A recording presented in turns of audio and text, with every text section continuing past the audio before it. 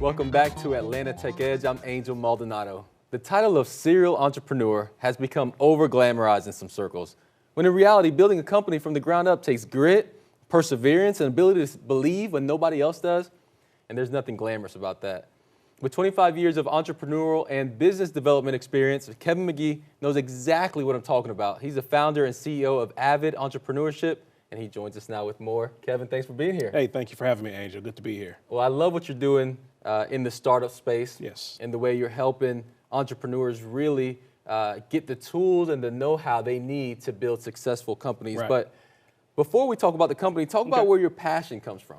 Yeah, I think, my passion comes from, like a lot of entrepreneurs, I've had a lot of failures, more failures than successes, but it's those failures that really kind of help make you stronger. Make you a Wait, better but nobody business talks person. about the failures. You're saying that Yeah. entrepreneurs fail? Entrepreneurs fail all the time, Angel. And I think that's one of the things that we try to focus on more at Avid, is really trying to help you understand how to fail, move past that failure, and eventually be successful. So we work with a lot of first-generation entrepreneurs who are primarily entrepreneurs in a startup space, and we help them understand how to be better businesses and better business people. And why entrepreneurship? What do you see about entrepreneurship that not only can help the individual, but help the community as a whole? Right.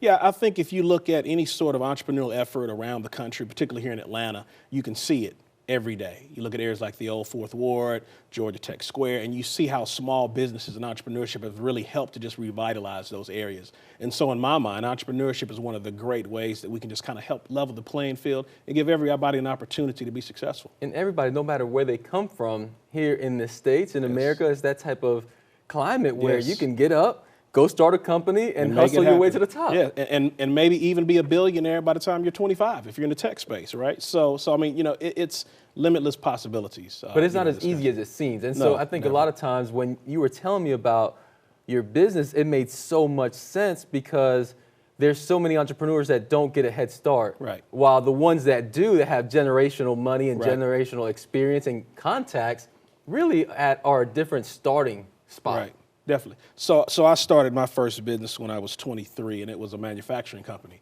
I had no experience in manufacturing. I had no experience in getting patents. I had no experience in intellectual property, and it ended in a horrendous way. But we were able to bounce back from that. So from some of those experiences and some of those failures, we've decided that we really want to do what we can to devote our time and our energy and our talents to helping entrepreneurs kind of shorten that learning curve, because there is a learning curve to entrepreneurship.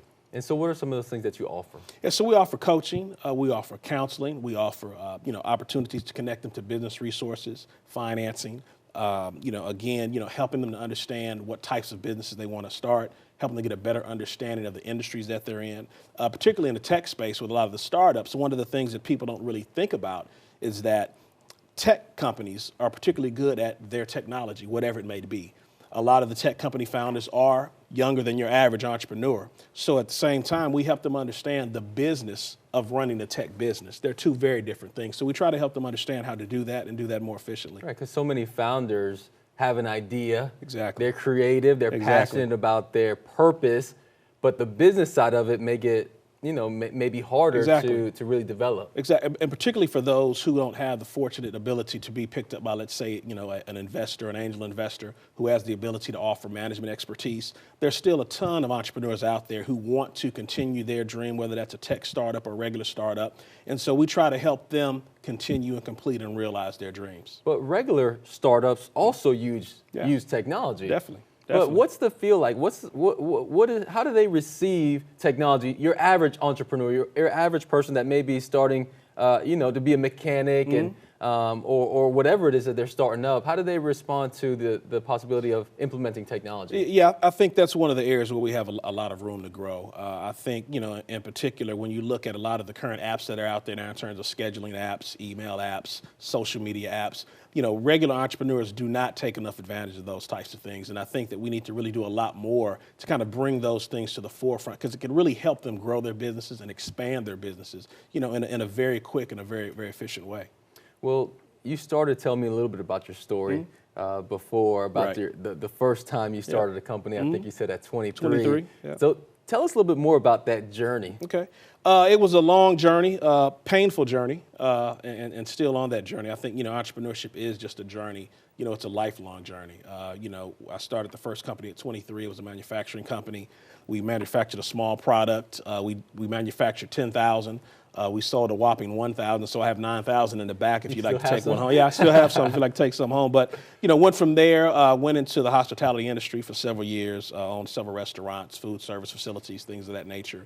Owned a couple consulting companies, and sort of ended up with the Avid entrepreneurship product, just kind of out of all of those sort of, frustrations and sort of, painful things. But, definitely have had a long road to entrepreneurship and continue to move forward and hopefully have a lot longer to go. Was there a big break? Was there one of those that really helped you turn the corner? Yeah, ironically, one of our biggest contracts when I had one of my hospitality companies was with Georgia Tech. So I was kind of exposed to that technology space very early on. And I think that, just looking at the types of businesses that were in that area just continued to make me even more excited about being an entrepreneur and really about doing this thing in terms of helping entrepreneurs build better businesses. And so you not only focus on the consumer, but also trying to find those contracts where you can get your product out there and your service be able to serve more people. Definitely. I mean, I think, when you're working with small business owners, you really have to help them realize just the full spectrum of that business cycle, from developing their product or their service to marketing it, to get it out to the market. And then once they do start to make profits, helping them understand how to, better manage their money, better manage their funds, and really just kind of better position themselves to hopefully one day be a very successful company. So you're on the board of trustees at Morehouse College, Yes, I am. Morehouse School of Medicine, Yes. president of the Alumni Association Yes. at Morehouse. You're very involved with the college students here in Atlanta. Talk about some of the initiatives that you've been dreaming about and trying to implement so that the students at the HBCUs can really get an opportunity to start their own companies. Yeah, one of the discussions that I think is being held widely in the tech space is just kind of the lack of emphasis on the technology in our HBCUs, historically black colleges and universities. And so one of the things that we're doing, particularly in the AUC, is we're getting ready to start a chapter of what's called the Collegiate Entrepreneurs Organization, which is a national membership-based organization for college entrepreneurs across the country. And so our hope is that by doing that, we'll continue to offer better resources for those students to kind of become better entrepreneurs and grow their businesses. Well, thank you so much for being here today and for Thanks what for you're having doing me. for our students and Awesome. the community. So we wish you the best. And if you want to find out more, go online and check out the website, avidentrepreneurship.com. And we'll be right back with more cool stuff and interesting people after a short break. Stay right there.